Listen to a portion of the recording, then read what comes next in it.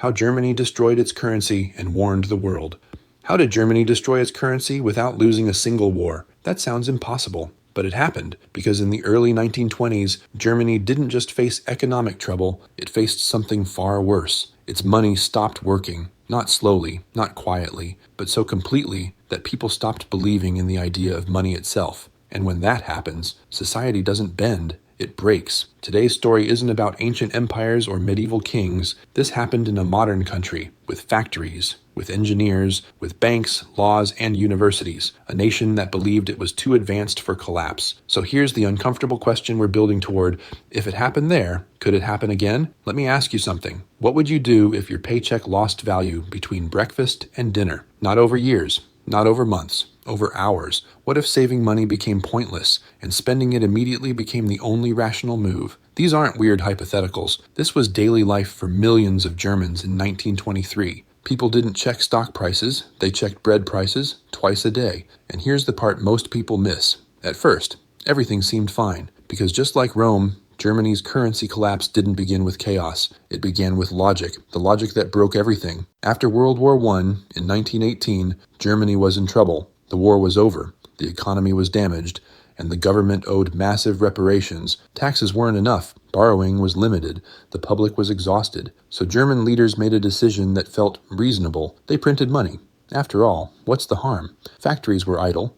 Workers needed jobs. Bills had to be paid. More money meant more activity. At least that was the theory. The illusion of recovery. And for a short time, it worked. Employment rose. Businesses reopened. Economic activity picked up.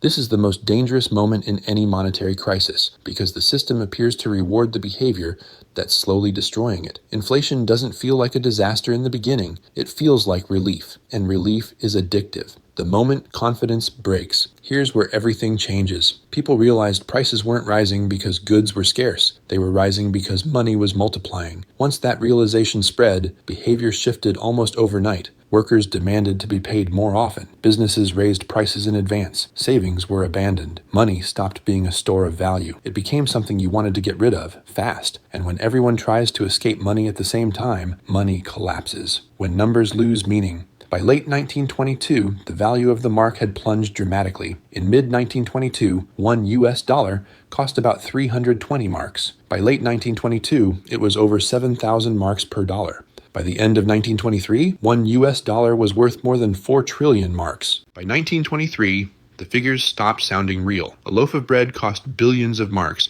People carried cash in baskets. Children played with banknotes like toys, not because money was rare, but because it was worthless. Workers were paid twice a day, so they could rush out and spend before prices changed again. Life savings disappeared, pensions evaporated, the middle class erased. And here's the key lesson most people overlook. Hyperinflation doesn't hurt everyone equally. It destroys savers, it rewards debtors, and it quietly tears societies apart. The psychological collapse. This wasn't just an economic crisis, it was emotional. Trust in institutions vanished. Respect for law weakened.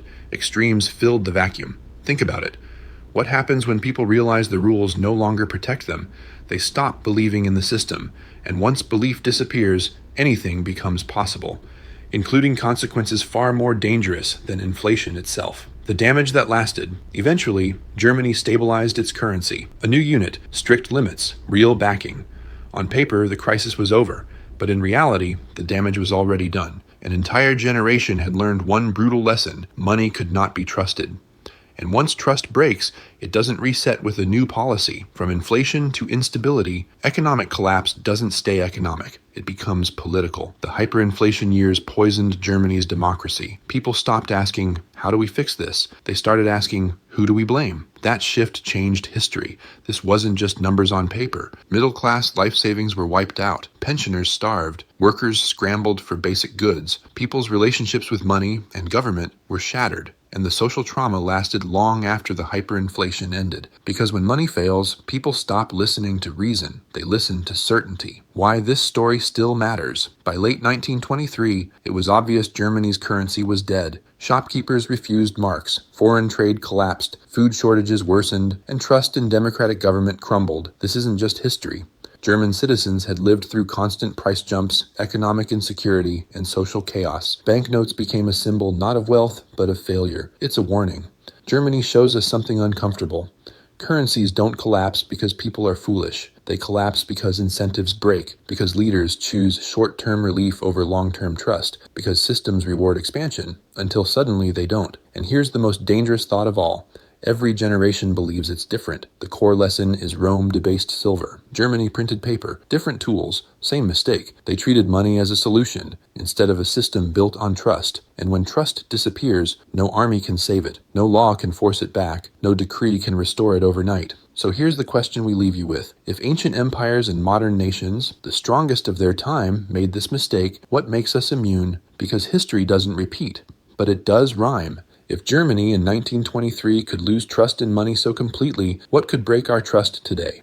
And in the next episode, we'll look at another currency experiment, one that almost worked, until it didn't.